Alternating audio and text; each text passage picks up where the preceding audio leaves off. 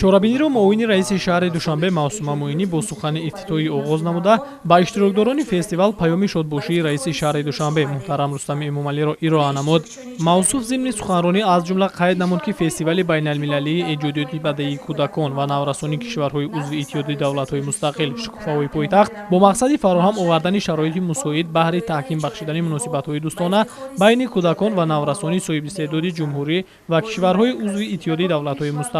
омӯзиш ва эҳтиром ба таъриху фарҳанг, адабиёту санъат, арҷгузорӣ ба тамаддуни ҳамдигарӣ дар ин замина мусоидат намудан дар муаррифӣ ва рушди эҷодиёти мусиқиву бадеии насли наврас гузаронида мешавад. Зимнан таъкид карда шуд, ки дар фестивали байналмилалии эҷодиёти бадеии кӯдакон ва наврасони кишварҳои узви иттиҳоди давлатҳои мустақил Шукуфаҳои пойтахт ҳайатҳои эҷодии кӯдакон наврасон аз шаҳру ноҳияҳои ҷумҳурӣ бо намояндагӣ аз халқу миллатҳои гуногуни сокини Тоҷикистон аз ҷумла арманҳо, русҳо, туркманҳои узбекҳо ва қирғизҳо ширкат намуда бо ҳамсолони эҷодкори худ аз марказҳои эҷодиву таҳсилоти иловагӣ ва студияву ансамблҳои бачагонаи шаҳри Душанбе дар саҳнаҳои бузурги муассисаҳои фарҳангии пойтахт дар бахшҳои рақсу овозхонӣ, навозандагӣ ва хониши бадеӣ ҳунарнамоӣ хоҳанд кард. Мақсад аз баргузор намудани фестивал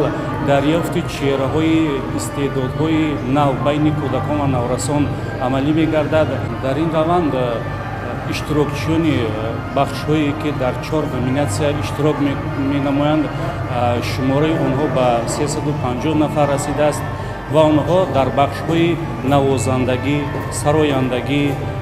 хореография, яъне ки рақсҳои умумӣ ва рақсҳои яка ва инчунин хониши бадеӣ иштирок менамоянд. Ва мо тасмим гирифтем, ки аз иштирокчиёни озмуни Шукуфаҳои пойтахт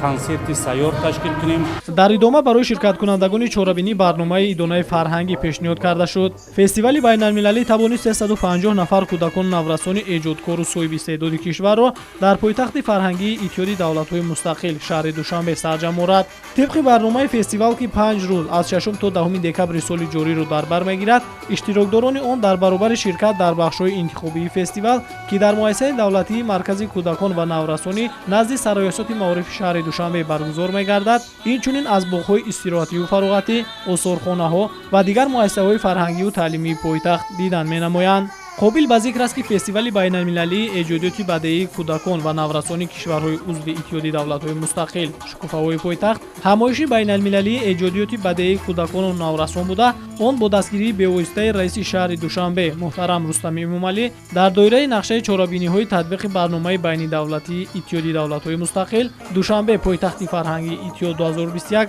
гузаронида мешавад.